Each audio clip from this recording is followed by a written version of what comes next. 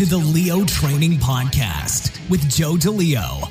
You'll hear in-depth interviews and tips from world-class athletes, coaches, and industry-leading experts to help you train smarter and improve at what you love to do. Train smarter, get stronger, move better, race faster.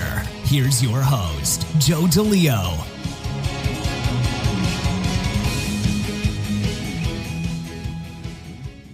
We're back with a brand new episode of the Leo Training Podcast. This week's guest is Dr. Bryan Mann. Dr. Bryan Mann is the Assistant Teaching Professor of Physical Therapy at the University of Missouri and the former Assistant Director of Strength and Conditioning. He has been working with athletes in Division I athletics for well over a decade. In this episode, Dr. Mann and I sit down and discuss what it is like working as a strength and conditioning coach in a collegiate environment and programming for over 500 athletes, and how to effectively and efficiently put together training plans for athletes of various sports while providing them with great results on the court and on the field. We also discuss the lost art of training and what are some key principles he believes that strength and conditioning coaches and fitness professionals should be adhering to. We also talk about the social support in college athletics and how this is very important for athletes to be successful, as well as the effect social media has on college athletes. One note, when you're listening to this episode, Dr. Mann helped me recover the audio file for this interview. So when he sent it to me, we're missing the last couple of minutes of the interview, and the last few minutes gets a little bit scrambled. But we edited it out and did the best we could in helping to recover the file.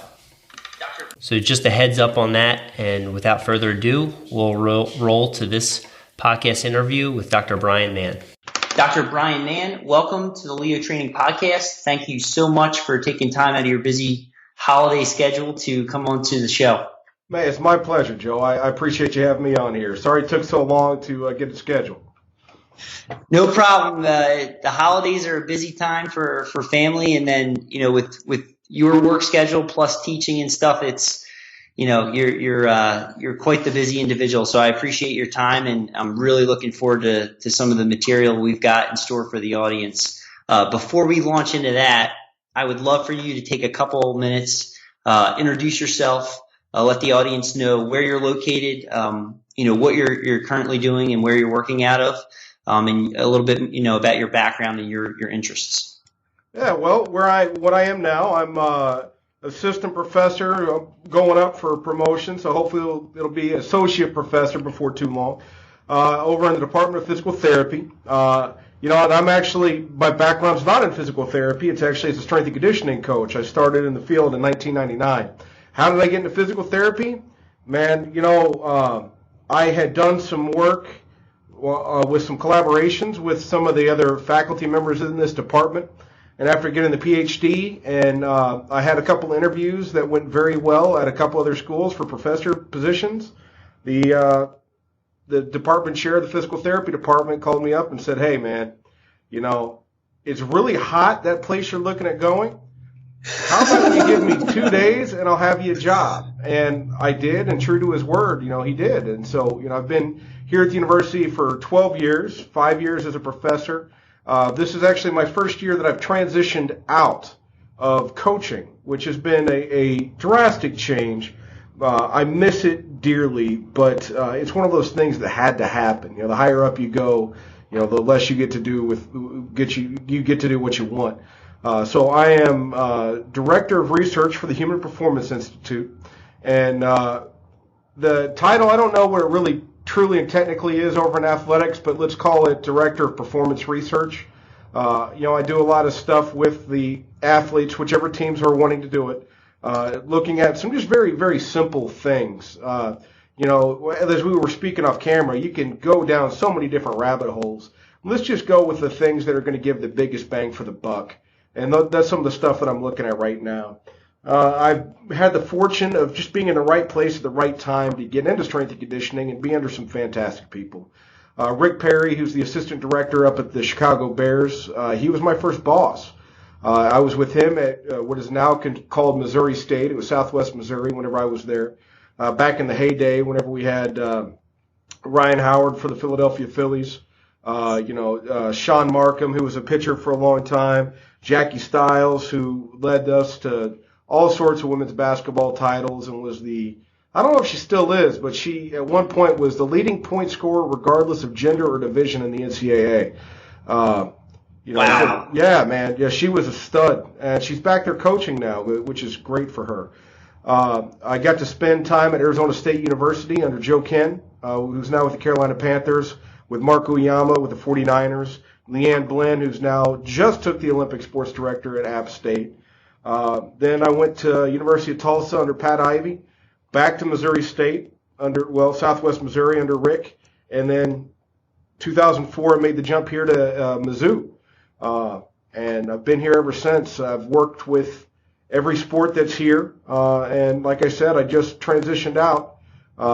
It was just to the point where there was, being pulled too many different ways. Your teaching takes a lot of time, coaching takes a lot of time, research takes a lot of time. And with the research and the teaching, you're expected to go speak in different places. So there was just so many times that, I held on probably for a year too long. And, I was having to schedule teams, and our weight room sessions weren't even the weight room. They were down in the indoor, and we were doing, things with whatever equipment that we could pull down there, indoor football facility. That just is what it is, But that's, that's where I am. That's what's gotten me here to this point. I'm just a product of being in the right place at the right time and working for some great people and learning tremendous amounts any chance that I could. That's awesome. Yeah, I've some of my listeners actually suggested that I reach out to you, and said that you would be a great guest to have on, especially with your experience as well as some of the research and everything that you're working on right now. And that's what prompted me to reach out to you. So sometimes you got to give the people what they want a little bit. But no, after they mentioned your name, I went and checked out some of the articles you've written for Elite FTS and some of the work you're doing, and knew instantly you would have a tremendous amount to share, and that you also have a ton of time in the trenches too. And I love the candor that you display on social media. So I'm sure we'll get into some of that later on. Yeah. But yeah, very, very thrilled to have you here. We got some awesome topics in store. So one of the things that I've been kind of sending out in my own newsletter recently is talking about sort of the rise in injuries, especially with the early sports specialization and some of the stuff that you've looked at with sleep studies. And is there a correlation between a rise in injury and getting less sleep, or in this case, less recovery? The sleep hasn't actually directly been me. So what I happened to look at from my research standpoint was just the effects of the academic stress, and we didn't isolate anything out. And the reason why we didn't isolate anything out is because it was retrospective. But does sleep play a impact? Well, absolutely. I mean, there's that Jan Lemure. It wasn't like Jan's study, but he's got that infographic that he probably puts out once a month, where it's showing that you've got like a threefold increase in injury with less than 6 hours of sleep a night. Now, that's not saying you're 300% times as likely to get injured, right? It's not saying that at all. But the odds ratio is there. That's different. That's statistics. And, they say there's lies, damn lies, and statistics, so you can kind of take them and juice them whichever way you want. But what we actually looked at was, I've been criticized about this, but really people can kiss my ass on it as far as I'm concerned. That we didn't control for a lot of things, and we didn't control because it was retrospective. And people are saying, and what we found was basically there's the infographic that Jan put out, which was fantastic. And looking at if you just look at that graphic, you actually miss the biggest part of it. And the biggest part of it was that if you compare high academic stress which low academic stress, and high physical stress, which was like training camp. That they were, during the regular week, which we're calling low academic stress, they were 2.84 times as likely to get hurt during training camp as they were during a low academic stress week. High academic stress week, which was considered a test week or project week, they were 3.19 times as likely to get hurt as they were during a low academic stress week. So they were actually more likely to get hurt during a test week than they were during training camp for the guys that played, for the starters and the people that saw significant playing time. Some people are coming at me like, well, you didn't control for sleep, you didn't control for nutrition, you didn't control for caffeine, you didn't control for this, so this is worthless. And to me, I'm like, hold on just a second. Does it matter if it was sleep? Did it matter if it was caffeine? Did it matter if it was hydration? Did it matter if it was nutrition? What does it matter? If we just know that we can look at somebody's syllabus and go, yep, you're 3 times likely to get hurt this week. Why don't we back off a little bit and not care what was the individual factor? Why don't we just sit back and look at it from holistically and globally and be like, hey, coach, why don't we back off a little bit here? Instead of 2 hours, let's go an hour and a half. If you want to go high intensity, let's drop the time down. If you want to keep it long, let's just back off and look at more tactical, technical instead of so much banging. And, just little things like that. Does it matter what the thing was? Does it matter exactly what the reason was? No, you got a big-ass red flag, and it's really easy to see just by looking at their syllabi or even simply looking at the academic calendar. All right, that's midterms. That's the week before spring break or Thanksgiving. That's the week before finals. And this is the week that's halfway between midterms and the beginning of school. Bam, we know that all of those weeks are going to be high academic stress. So let's not do our weight room test in those weeks. And let's, if you're going to practice, obviously you've got to practice. You're not doing anything different. You've still got to play the games. Let's just modify them a little bit. Let's take off a little bit here, a little bit there. Maybe give them some extra time to go get in the pools. Maybe from the dining hall perspective, maybe we throw out some foods that would be better for recovery, more greens, more fruits and vegetables, more lean proteins, more yogurt and things like that. Why don't we do this, and focus on these things, because I think that we've got so much information available to us, and I don't know if it's social media or if it was like this before, but everybody wants to be a damn expert and, find one little tiny point that you're wrong on. And, I'm just beyond caring on that. But, to me, if you've got one major red flag, let's just use the one major red flag. Let's get that big one and let's catch everything that we can, versus trying to individualize and look at and specialize. Because whenever you're dealing with a huge team, man, individualization is lost. There's no way to individualize with an athletic department that has got 520 people. Individualize for maybe a few people in a few key sports, yeah. Right. Everybody's getting this individual thing. Right. Now, let me ask you this. In terms of that correlation, you when you have high academic stress, what if say ahead of time that your championship event is going to be a few days out from the end of finals. So I'll give you an example. The EARC, or Eastern Sprints for rowing, which is the East Coast League Championship. So you have like all the Ivy League schools. That usually falls for a lot of those schools almost directly after, probably right after finals week, or 2 to 3 days that weekend. So not getting into like super specifics, if you're going into that type of high intensity weekend where you're going to have to perform at a very high level twice in one day on Sunday, how would you make some recommendations for the athletes or the coaches to kind of go into that weekend, making sure that they could be at their best? Well, for number one, make sure that a couple of nights before, as soon as the tests are over, that they don't just go out and get smashed, as people often do. Hydrate like hell and sleep. Sleep as much as you can the 2 nights before. Go ahead and maintain some high intensity but low volume in practice.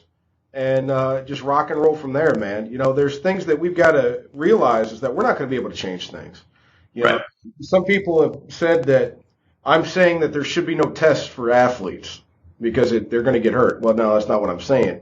It's that you need to, go ahead and just make some small changes. Life happens, man.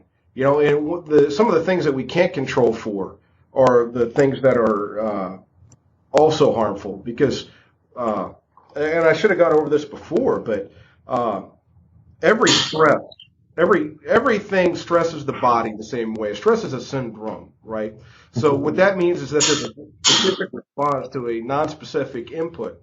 So it doesn't matter if it's the academic stress. It doesn't matter if it's relationship stress. It doesn't matter if it's your dog died. It doesn't matter if somebody just goes real loud, and then your heart rate does the same thing, man.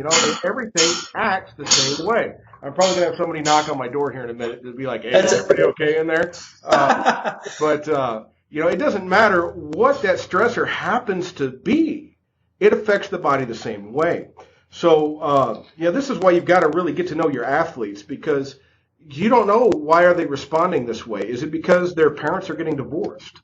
Is it because they're that they mismanaged their money on a scholarship check for college athletes, and they are only going to eat rice for the next week and pray to God that their landlord is nice and doesn't evict them on the second of the month when their check was due on the first. It doesn't. We've got so many different things that we've got to know and account for. And interesting side note on this is that. Well, I'll hit this and then I'll go into the next thing. Sure. Henry Hootie, man, I think it was on a podcast with Rod Taylor a long time ago. I use this in my talks. She's the director of basketball strength and conditioning. She works for the men's team at University of Kansas. And you want to talk about rings, man. I think she's got a ring on every finger and every toe for conference championships and stuff. She was at UConn as well. She said that she made this statement that has stuck with me, and it's so true that whenever the athletes need the love the most is when they deserve it the least.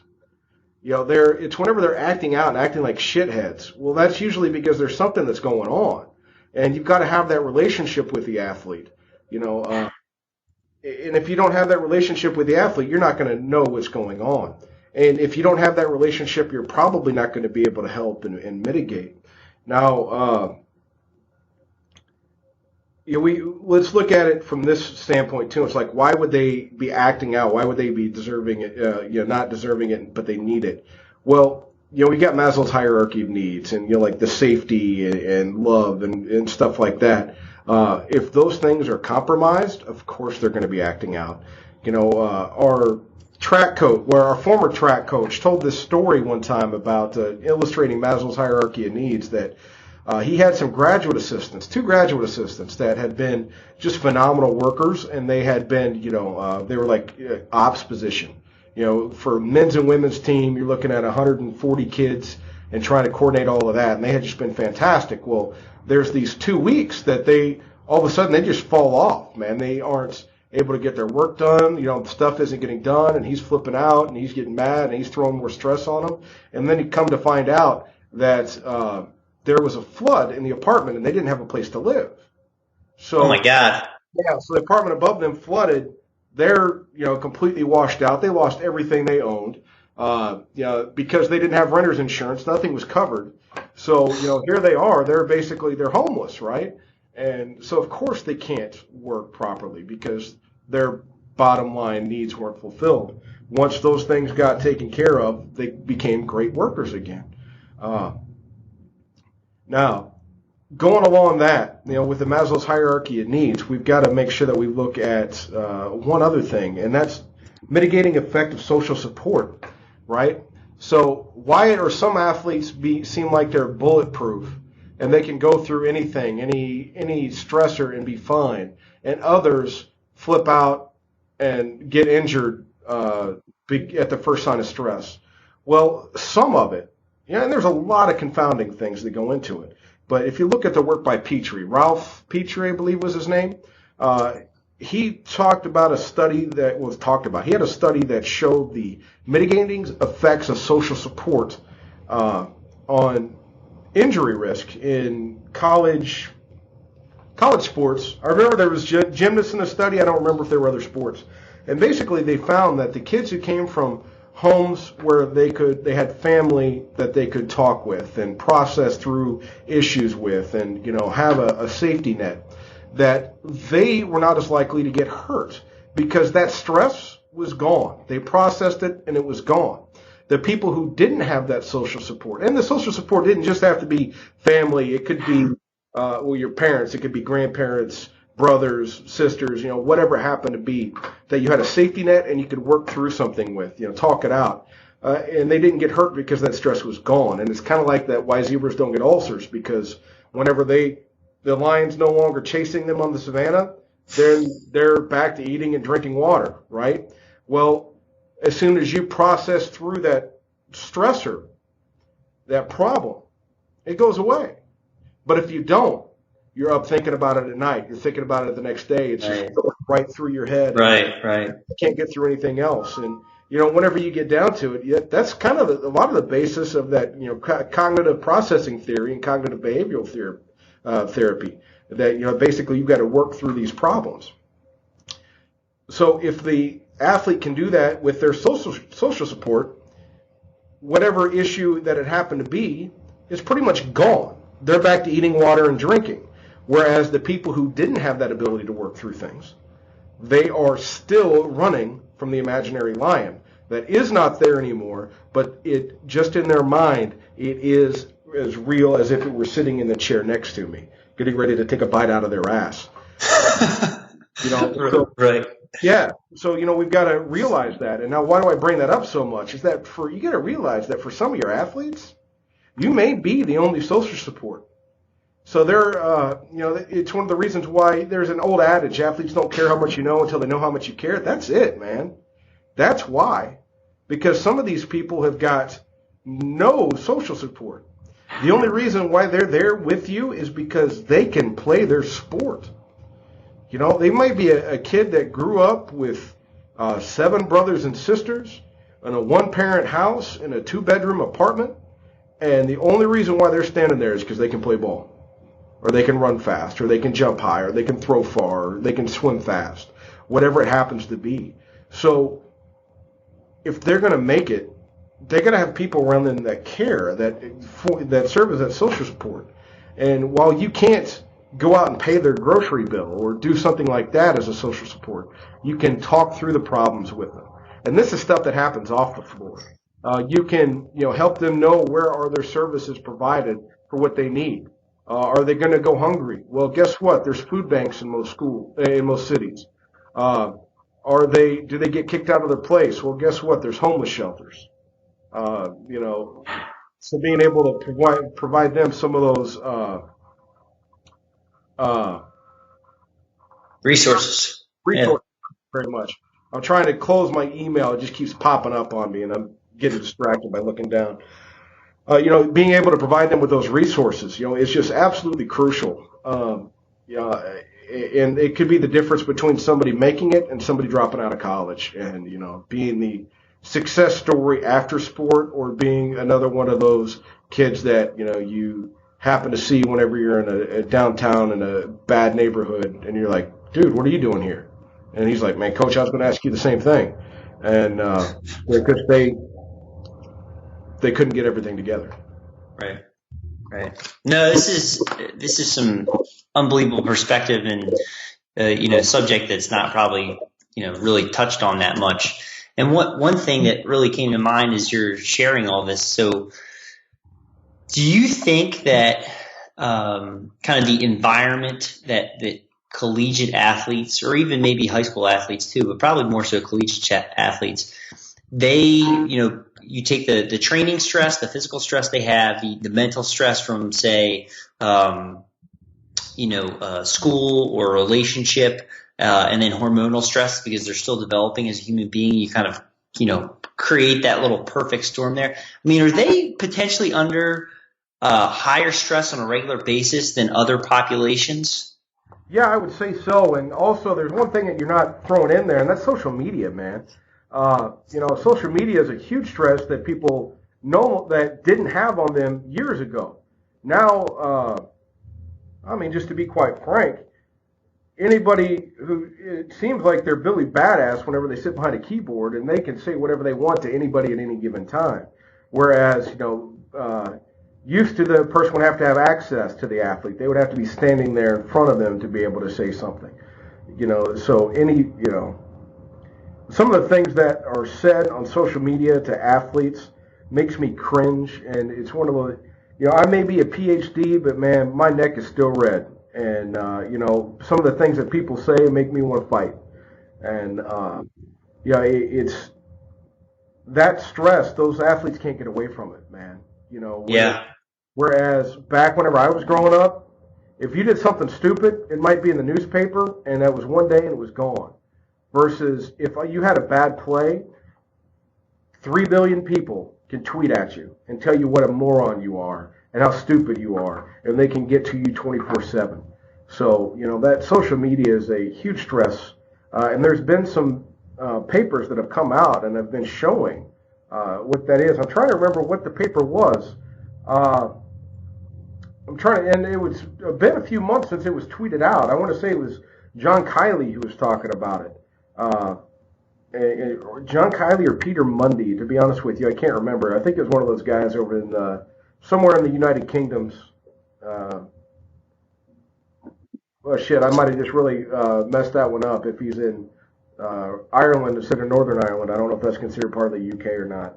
Well, that's okay. I'll check it out afterwards and put it in the show notes. We'll track it down. Yeah, we'll track that down. But but basically, it was just showing that social media is a major stressor.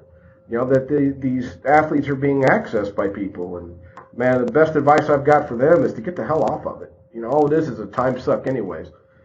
Yeah, you can find some good articles, but most of the stuff that's on there is just absolutely stupid.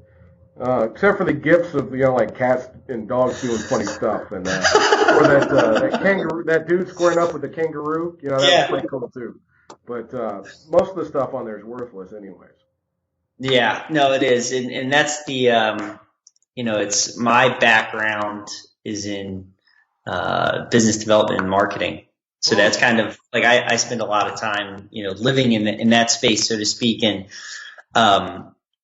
when I was younger, I would kind of keep it open. And now when I have to do stuff, whether it's, for the podcast or, for work, I go in and I do it and I get out.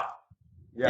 And I don't try to dwell because like you said, one, it kills your productivity. It's a time suck. And two is it becomes so distractible. And then all of a sudden, like what you were trying to get done or focus on, it takes you to your mind goes somewhere completely else.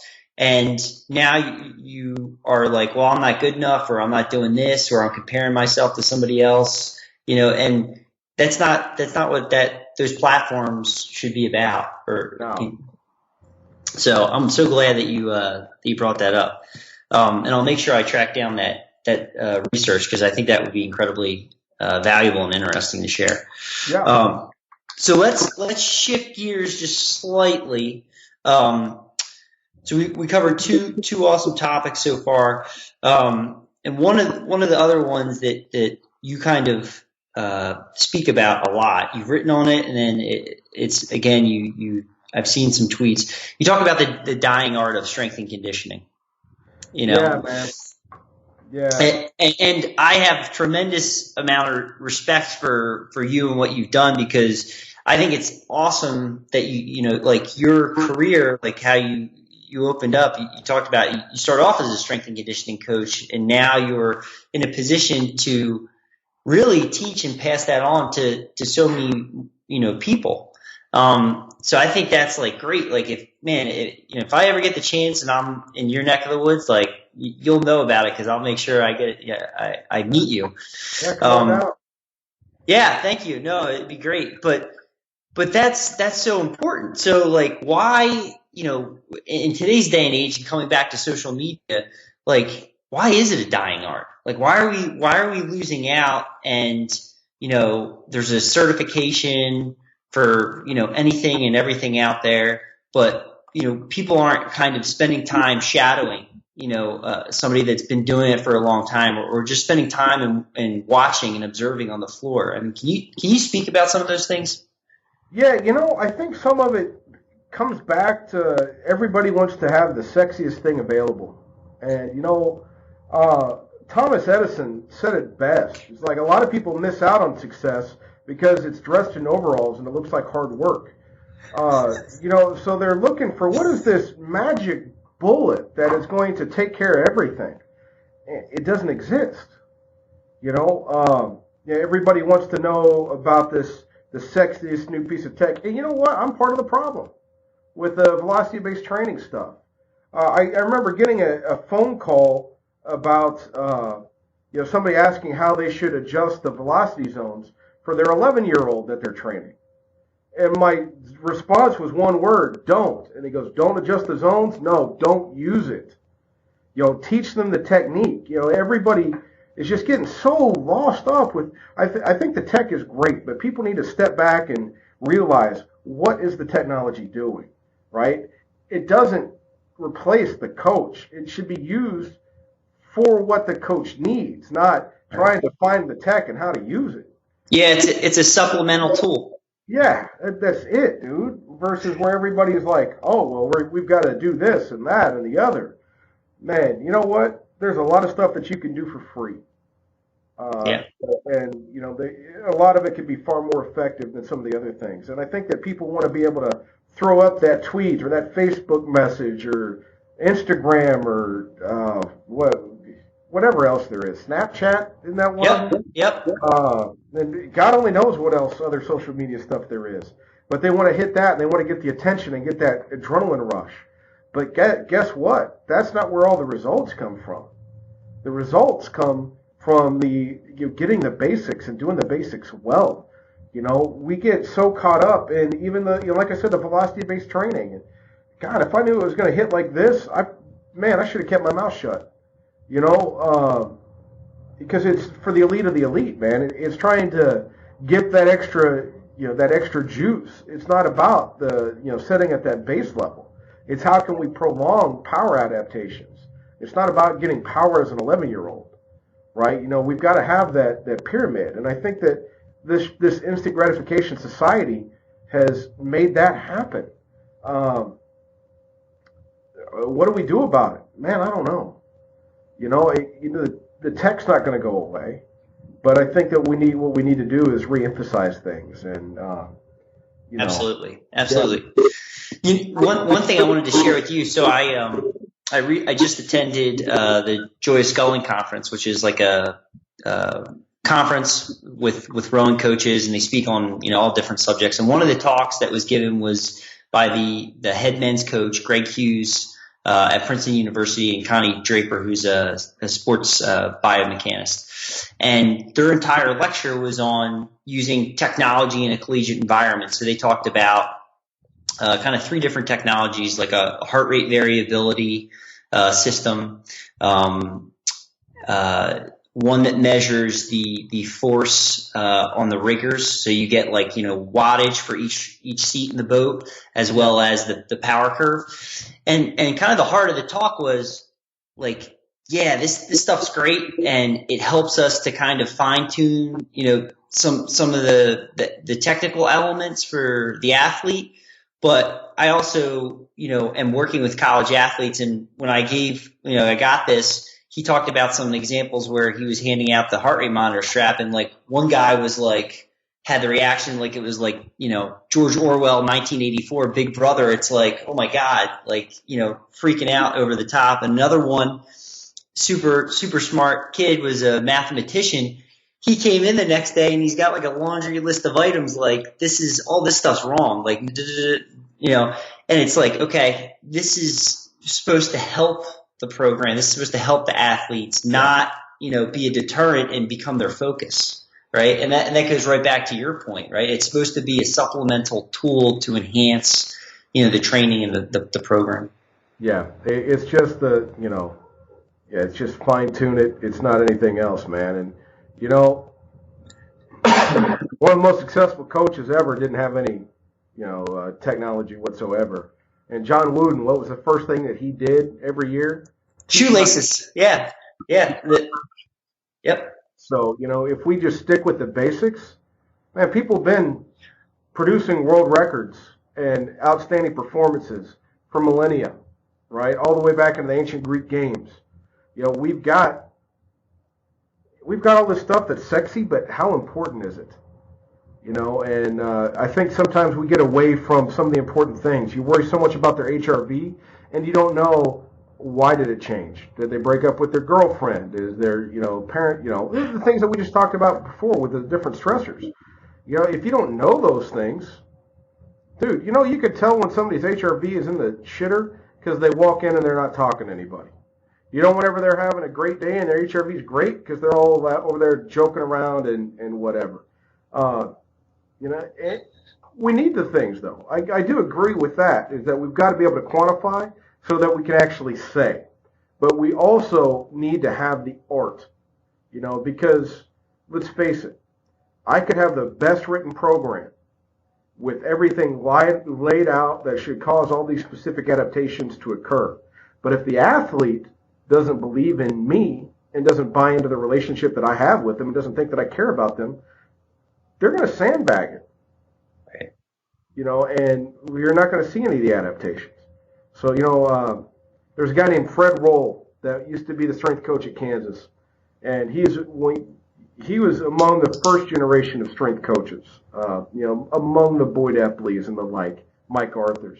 And he actually wrote a chapter on functional isometrics and post-activation potentiation in the first edition of the NSCA text, which, by the way, isn't that becoming popular again?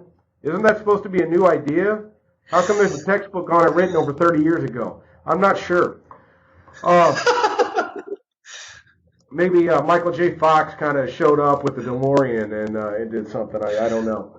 But, what his statement was, I got off track, was that a well-coached program will beat a well-written program any day of the week.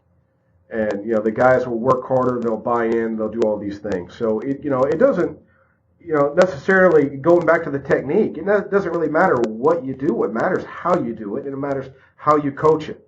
You could, like one of the things that I talk about a lot are the cleans and how we saw no power adaptation. Could have been some of the technique stuff that we did on the clean. Maybe that's why. Maybe it wasn't the velocity.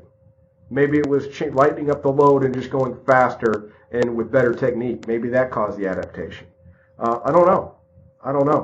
But I do know that people have seen a lot of great power results before there was, velocity. People got a lot of great strength results before there were chains and bands, and hell, even adjustable barbells. There's things that have been done for a long time, and we need to make sure that we focus on the basics and we put the horse before the cart, man. We make sure that the technique is good before we increase the load. We make sure that they can sprint properly before we start trying to do the towing and the resisted sprinting. We need to make sure that they can get down and change direction properly before we go into these open-ended skills. For true agility. We've got to make sure they have got change of direction skills before we do agility.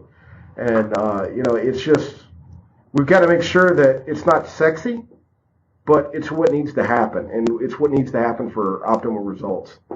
You look at the weight rooms and stuff over in the Soviet Union, and, story about Anatoly Bondarchuk. Whenever he first got over to this country, he went to some NAIA school, right? And he was just in awe of their facilities. An NAIA school, right? The NAIA schools around here, man, my high school in the 1990s were better than the facilities that they've got at this NAIA school that supposedly he was at. And he was like, oh my God, these are just the most gorgeous facilities. If I had things like this, I would have beaten you by far greater distances. I tell that story because the equipment that they had was crap, but they made the best use of it. Plyometrics came because the Soviets didn't have great equipment, and Yuri Veroshansky was an absolute genius, and he happened to be watching something and thinking about other things at the right time for everything to come into line, and the shock method, or plyometrics, as I really should call it, was founded. Plyometric and plyometric mean two different things, but that's for another day and another time. Awesome, man. Wow, you were just dropping some knowledge bombs here tonight. This is great. No, you touched on so many important points, but I really, coming back to it, like, I love the absolute emphasis on making sure that you're teaching and the athletes own the fundamentals. Yeah. Before you progress to any of that higher level stuff, the foundation's super strong. They're moving well. You've set them up, and that's the hallmark of a great athlete is that they have the ability to do a lot of different varied movements. Yeah, absolutely. Awesome. Okay, so let's kind of come back. So you shifted gears recently. You talked about going from coaching into teaching, and that was a major change for you, as you kind of alluded to earlier. So before we kind of get into what you've been focusing on more recently on the teaching side of things, can you talk about what it is like from a strength coach at a D1 school, how to program for, I think you said 520 athletes. That was the number you said. How do you do that and manage your time and their time and put together a high quality program and be effective when you only have them for, say, 45 minutes to maybe an hour? You keep things as simple as possible. And that is like the bane of my existence, because I get bored really easily, and sometimes I end up having people do higher end stuff because I'm bored, not necessarily because they're ready for it. So I'm probably the world's worst about that. But, we had multiple coaches, so it wasn't just like it was one person and 520 athletes. There were 10 paid coaches, and 2 of which worked with men's and women's basketball and wrestling. And then everything else, the other 7 were split up I don't know how many people, the other 490 people.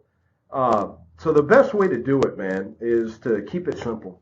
And the thing that sometimes we get so caught up on getting the high-end programs and the specificity and whatever for these guys to make these adaptations for these marquee guys.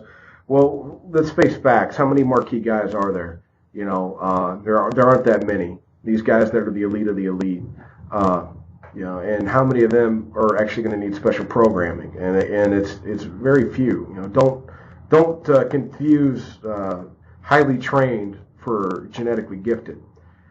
But getting back to the main point is there's a guy named Jack Welch, right? And Jack Welch was talking about he was the CEO of GE, and while I love S&C stuff, sometimes you've got to get outside of your realm just to get some different perspective. And I knew a former CEO of IBM who recommended this book to me, and it was fantastic. The things that I could take from it to strength training and sport. And the thing that Jack Welch was talking about is, like, people always think that you need to spend your time developing your stars, right? Developing your stars, and that's what's going to make the company the most money. He said, really, you've got your top 10%, your bottom 20%, and your middle 70. Your top 10, they are going to find things to do on their own, and they're going to go ahead and they're going to be them. And you ought to let them do that, because then they become who they want to be rather than who you want them to be. The bottom 20%, they're just always going to suck. So the only thing you need to do is find a way to get rid of them. And that middle 70%, that's where all your money comes from. And that's where all your results come from. So you spend the bulk of your time figuring out how to make things the best for that middle 70%. So you've got to find ways to make programming as easy as possible for that 70%. So, this is how the velocity zones came up. There's a lot of criticism that people have got on me about, that it's not individualized enough and it's not specific enough. Well, most of the people who are making these criticisms, and you know what, they're right. They are right. It is not exact. It is not precise. It does work for about 85, 90% of the people fall within those zones. 10 to 15% of the people don't. And within those zones, are they kind of wide? Yeah, they're kind of wide. But guess what? If I've got 500 athletes that I'm trying to train, I gotta go with that middle 70%. And if I just know who my freaks are, I'll go tweak my freaks. For instance, we've had guys that were that did not fall in the zones at all on the high end and the low end. And on the high end, meaning like they were. I'm trying to think of a story that I can give that wouldn't sacrifice anonymity. But we've had a guy that has done very, very well in professional sports, and his 1 RM speed was about, on a bench press, 0.17 plus or minus 0.04. That's where most people, that middle 70%, they fall into that. So you're looking at 0.13 to 0.25. No, 0.13 to 0.21. I can't add. I got people do my stats for me. It's okay. His 1 RM happened at about 0.45 meters per second. It either went extremely fast or it didn't go at all. And he was also strong. He was a 400-plus pound bencher. But it was either really fast or it didn't happen at all. He didn't fall into those. So if we tried to say that he was training that he was going to do 0.8 meters per second and he was strength speed, there's no way in hell. That's like getting up that 80 percent for him. It was getting too heavy, but he would still be moving it at those speeds. So we need to change things up for him. But if you're dealing with 500 athletes and 10 coaches and you're trying to have everybody on the same page, you got to come down to least common denominator, and that's where those zones came in. And the zones came for like squat, bench, and deadlift. I didn't care about front squat, overhead squat, military press, a lot of these other things. Why did we care about those three? Those were the big three main components of our program.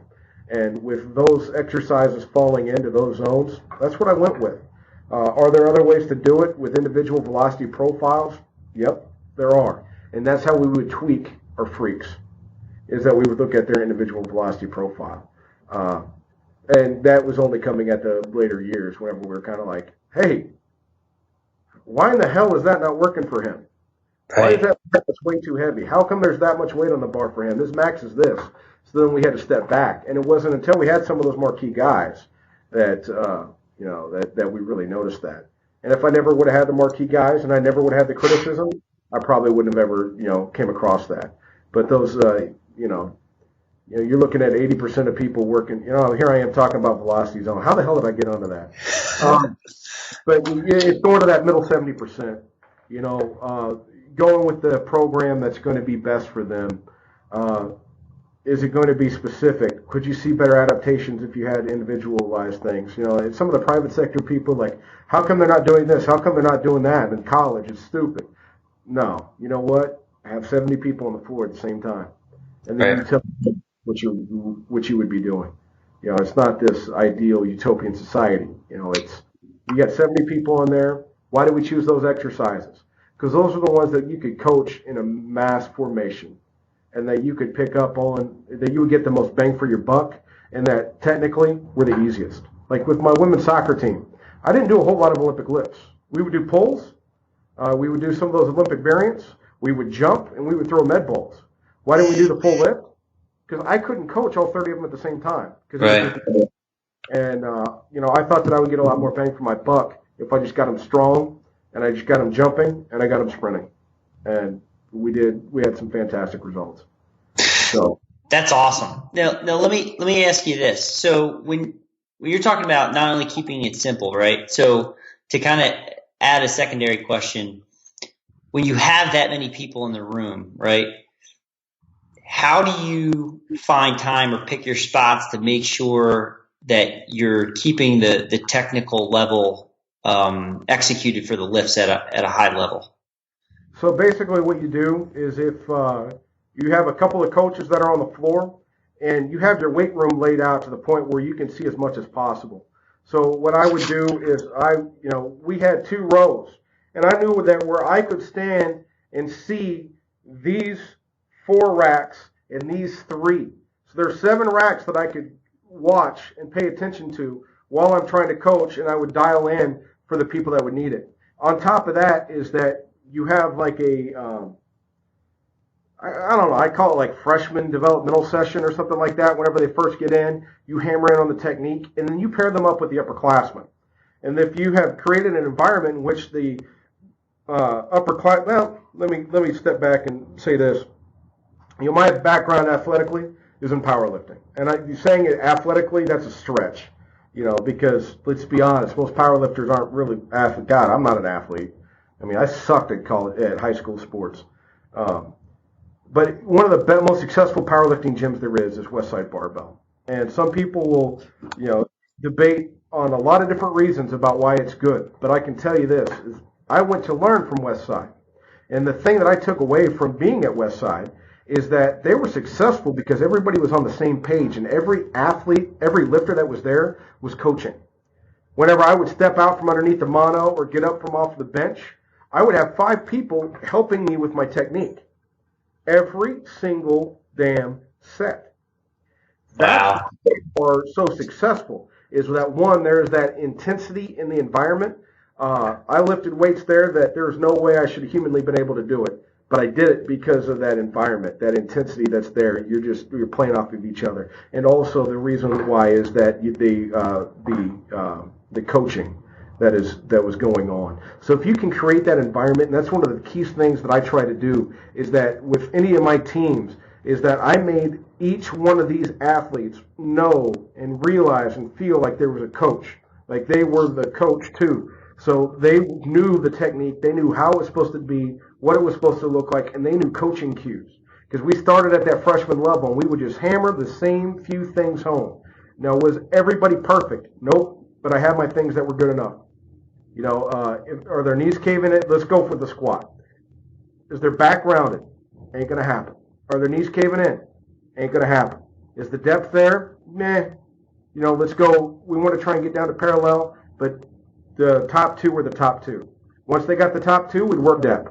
And we'd have to work on depth by foot position, and that's usually me if they weren't hitting depth. And if they didn't get depth there, I'm changing the exercise if I couldn't get them in the right foot position.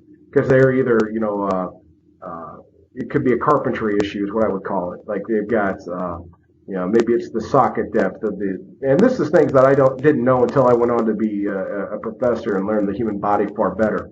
But is it the depth of the pelvic socket? Is it coxavera, coxavalga, femoral anteversion, retroversion, tibial torsion? Is it one of these things that is causing it? And you know what you can't fix? You can't fix bones. We can improve muscle strength all day long, but we can't fix bones. So if it's a carpentry issue, I ain't the right guy. And you know what? I don't think anybody is. So let's go ahead and let's pick a different exercise if they can't do it right. I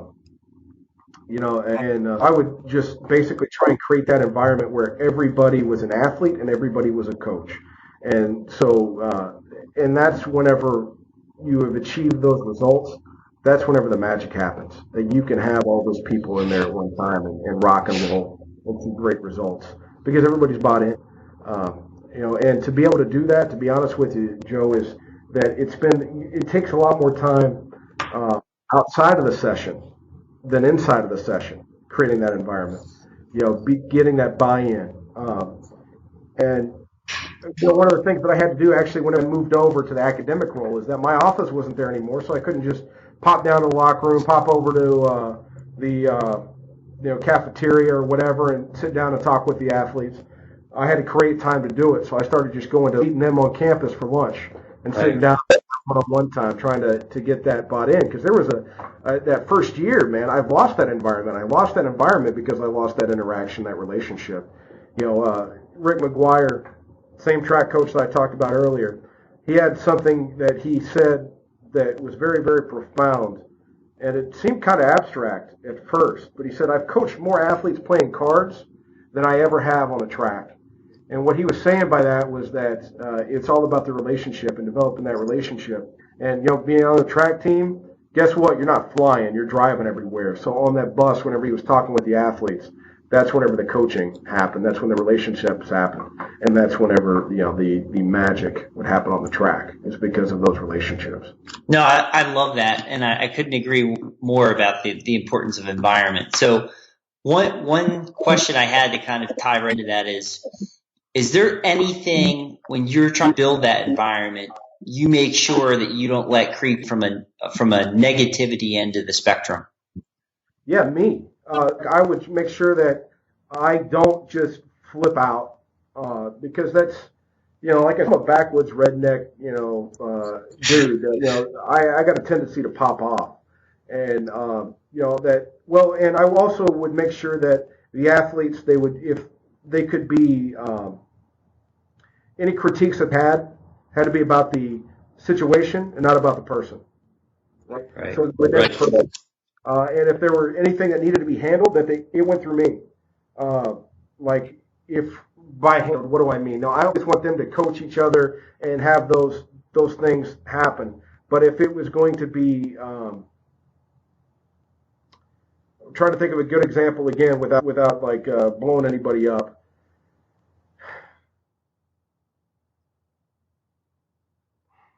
That's all right. I know what you mean.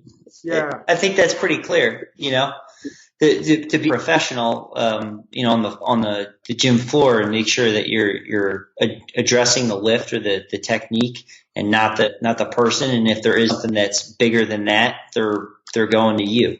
All right. And so here's one example of what I meant by that they needed to go to me, that somebody was always just ripping on one of the other teammates, and it was completely personal. Well, I didn't let them handle that. If it's something that I had to do it was coming from me, and it was coming from the head coach. That we were in charge of that part of the culture, and they could self-police anything else. But it's like that's whenever it can me. Right on. So I came out of the weight room if that needed to happen. That's right. Got to keep that environment. That's important. That's it, man. All right. Well, we have pretty much covered everything. The last part of every interview is the rapid fire section. Let's go. All right. So this is fun. These are all just questions I ask each guest for myself and the audience to get to know you a bit more. Okay, so first question. Given your current experience in life and your base of knowledge, what advice would you give yourself 15 years ago? Man, you know what? 10 years ago, I was really arrogant. And I've actually apologized to people that I worked with at the time. I thought I knew. And the advice that I would approach is, and that I stole from my company, approach anything, you're the dumbest guy in the room. You're going to miss out on information, or you're not going to misinterpret things because you don't want to ask a question that seems stupid. And, two, that gives you a heck of a lot of humility. So between the gym and the humility, I would have done that 15 years ago. That's awesome advice. Awesome advice, and something I think I can do a better job of myself. Set to heart and put it to use. So thank you. Yeah. All right. What's your favorite? If you got to pick, what's your favorite strength exercise? Oh, dude. Is it my favorite, or the one that I do for athletes the most? Your first favorite, if you're going to a training center. Man, bench, greatest exercise of all time. And so, yeah, that ended up being it used to be my existence, and then I got with a guy named Keith Caton, who's now the coach, and he taught me how to bench, and I ended up benching over 800 pounds. So that's with a shirt. It was equipped, but that was I ended up loving it. And so I went from squat was over, I couldn't put a bar on my back, and then I had to find something else, and bench press was it. I'm always going to squat, crap bar deadlift too. But for me, if I'm going to go work out, I'm going to bench. And sets at 15 and higher is old surgeries, but I want to throw some weight on the bar. And I figure 15 reps is up. Before I started to be travel period, I got 315, 14 reps on bench. So, well, not 15 kilos. That's what 2.5 kilos. But I don't know who your listenership is. If they're foreign, I wondered that I was 6', 7", whatever that would be, 600 pounds.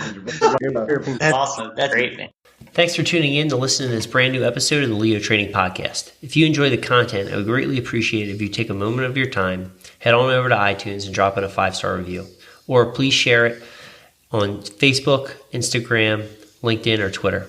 And be sure to tune in next week with a brand new interview with Mark Rifkin. Thanks for listening to the Leo Training Podcast. Subscribe and get even more expert training tips at www.leotraining.io.